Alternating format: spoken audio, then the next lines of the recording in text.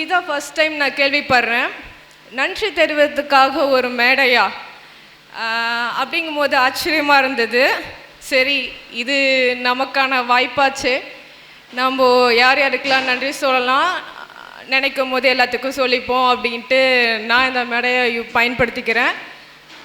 First என் அப்பா அம்மா, 3 பொண்ணுங்க நாங்கள், நான் 2வது பொண்ணு. எங்கள் அப்பா ஒன்று அடிக்கடி சொல்லிட்டே இருப்பார், நீ எங்கே வேணாலும் போ, என்ன வேணாலும் படி, ஆனால் ஒரு அரசாங்க வேலையோட வா அப்படின்னு சொல்கிறாரு. அது மட்டும் மைண்டில் ஓடிட்டே இருக்கும். செகண்ட் என்னோடய அண்ணா.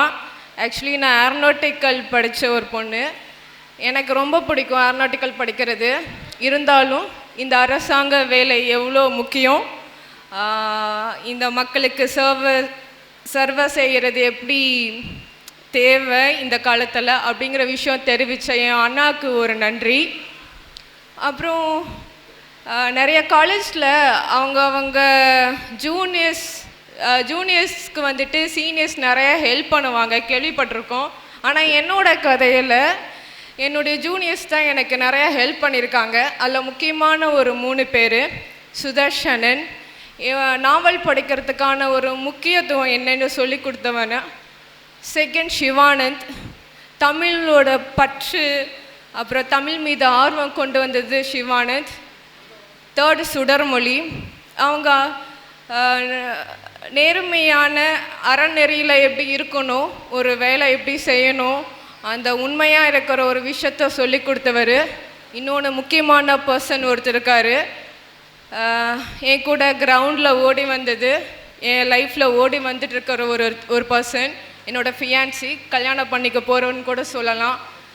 என்னோடய பக்கப்பலம், எல்லா ஸ்டேஜ்லேயுமே என் கூட இருந்து உன்னால் முடியும்னு சொன்ன ஒரு மனிதன், அவருக்கு நான் நன்றி சொல்லிக்கிறேன். அதுக்கப்புறம் எஸ்ஐ எக்ஸாமில் நான் அவ்வளோ பெரிய மார்க் எடுக்கல, ரொம்ப ஆவரேஜ் மார்க்கு. சரி, ஃபிசிக்கலில் ட்ரை பண்ணுவோம் அப்படின்னு பார்த்தா கால் ஃப்ராக்சர், ஒரு 7 மார்க் எடுத்தேன். சரி, இன்டர்வியூவாச்சும் ஒழுங்காக பண்ணிவிடுவோமே அப்படின்னு நினச்சிட்டு இருந்தேன். ஆனால் எனக்கு கேம்பஸ் இன்டர்வியூ கூட நான் அட்டன் பண்ண ஒரு அனுபவம் கூட எனக்கு இல்லை. அந்த அனுபவம் எனக்கு எங்கே கிடச்சிதுன்னா ஆத்தூர் டாஃப் அகாடமியில் தான் எனக்கு கிடச்சிது. ஒரு இன்டர்வியூ எப்படி ஃபேஸ் பண்ணணும், எந்த மாதிரி நடந்துக்கணும், எந்த மாதிரி சோர்ஸ்லாம் கேதர் பண்ணணும் அப்படிங்கிற விஷயம் எனக்கு அந்த டாஃப் அகாடமி சொல்லி கொடுத்தாங்க. அதில் இளஞ்சலையானாக்கு ஒரு மிகப்பெரிய நன்றி சொல்லிக்கிறேன். இந்த அகாடமியில் தான் ஒர்க் பண்ணுறாரு. நிறையா சோர்ஸ் கேதர் பண்ணி கொடுக்கறதுலேருந்து எல்லா இதுவும் அவர் பார்த்துக்கிட்டாரு. அந்த இன்டர்வியூவில் 9.25 மார்க் எடுத்ததுக்கான காரணம் டாஃப் அகாடமி தான் ஷோராக சொல்லுவேன், வேறு யாரும் கிடையாது. அதுக்காக அகாடமிக்கும் ஆத்தூர் பிரான்ச்சுக்கும் நான் நன்றி சொல்லிக்கிறேன். சார், அப்புறம் உங்களுக்கு ஒரு ரெக்வஸ்ட், நன்றி தெரிவிக்கிறதுக்கான ஒரு மேடையை நான் இது வரைக்கும் பார்த்தது கிடையாது. இது எப்பவுமே இருக்கணும். யாருக்கும் இந்த மாதிரி சான்ஸ் கிடைக்காது, நன்றி சொல்கிறதுக்காக எந்த ஒரு வாய்ப்புமே கிடச்சிருக்காது. ஆனால் இந்த ஸ்டேஜில் கிடைக்கிறது ரொம்ப பெரிய விஷயமா இருக்குது எனக்கு. ஸோ இந்த வாய்ப்பை பயன்படுத்திக்கோங்க. உங்கள் லைஃப்பில் யார் யாருக்கெல்லாம் நன்றி சொல்லணும்னு நினைக்கிறீங்களோ அவங்களுக்கு நன்றி சொல்லுங்க. கிட்டத்தட்ட யோசிச்சு பாருங்கள், ஒரு 12 வருஷம் படிச்சிருப்போம்.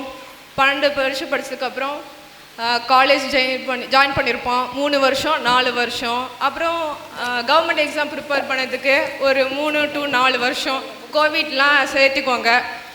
அப்படி பார்க்கும்போது ஒரு 20 வருஷம் படிச்சிருப்போமா. அந்த 20 வருஷம் படித்ததுக்கான ஒரு போஸ்டிங் எஸ்ஐ வேலை கிடச்சிருக்கு, ஏதோ ஒரு போஸ்டிங். அந்த போஸ்டிங்கில் நீங்கள் போனதுக்கப்புறம் எந்த ஒரு எதிர்பார்ப்பும் இல்லாமல் உங்களை தேடி வரவங்களுக்கு உதவி பண்ணுங்கள். அது யூனிஃபார்ம் சர்வீஸாக இருந்தாலும் சரி, மற்ற சர்வீஸாக இருந்தாலும் சரி. அதே போல் உங்களுடைய கடமை பண்ணும்போது அறநெறியை மட்டும் தவிராதீங்க, அது ரொம்ப முக்கியமான விஷயம். கடைசியில் என்ன சொல்லலாம்? ஓகே சார், எல்லாத்துக்கும் ரொம்ப நன்றி. இந்த வாய்ப்பு கொடுத்ததுக்கும் இந்த 5 நிமிஷம் பேச கொடுத்ததுக்கும் ரொம்ப தேங்க்ஸ்.